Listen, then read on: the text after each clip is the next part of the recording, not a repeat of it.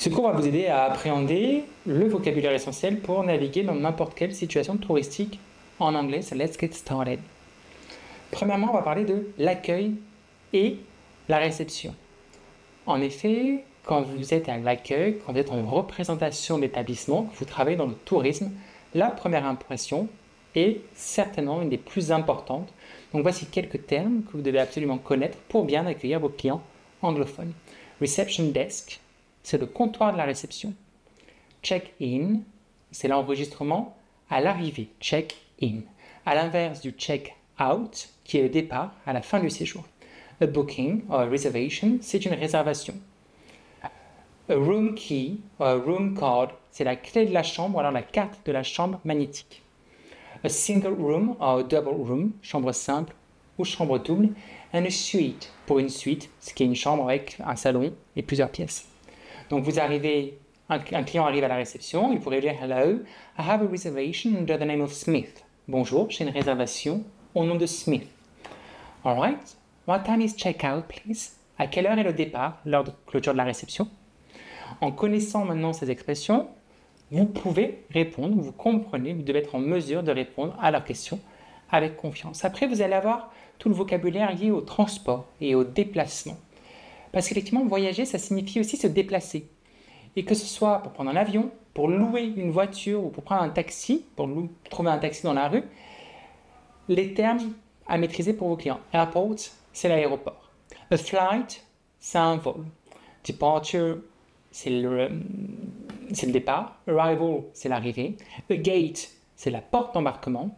À la porte d'embarquement, vous présentez un boarding pass with your baggage. Donc, effectivement, vous avez une carte d'embarquement avec votre valise. Vous pouvez avoir a car rental, qui est une location de voiture. Voici la conversation que vous pourrez avoir. So, where's the check-in counter for British Airways? Où est le comptoir d'enregistrement pour British Airways? Can I get a taxi to the city center? Puis-je avoir un taxi pour aller en centre-ville?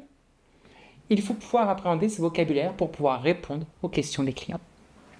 Vous avez toute la partie restauration et hébergement. Les clients vont avoir besoin de manger et de se reposer.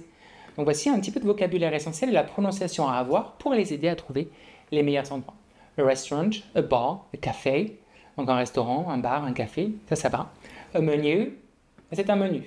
Starter, c'est les entrées. A main course, c'est les plats principaux. Dessert, c'est le dessert. Cheese, c'est le fromage.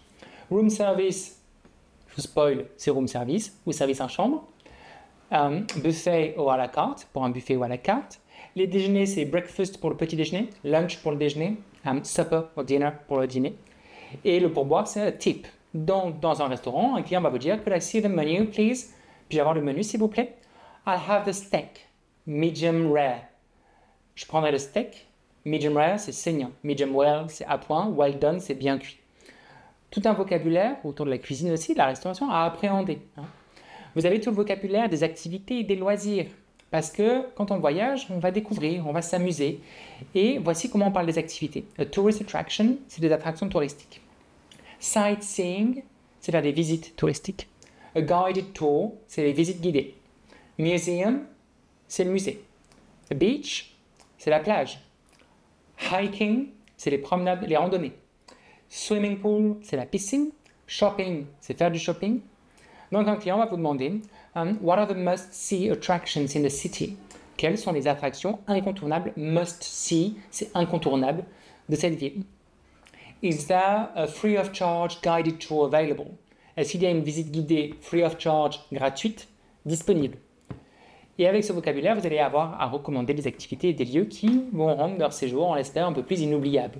Voici enfin quelques expressions courantes que vous pourriez entendre ou utiliser dans diverses situations. How can I help you? Comment puis-je vous aider? Do you need any assistance? Avez-vous besoin d'aide? Enjoy your stay. Profitez de votre séjour. Is there anything else I can do for you? Puis-je faire autre chose pour vous? Have a great day. Bonne journée. Thanks for staying with us. Merci d'être resté avec nous, sous-entendu à l'hôtel ou à l'hébergement. Ces phrases vont être simples mais très utiles pour établir une bonne communication avec vos clients.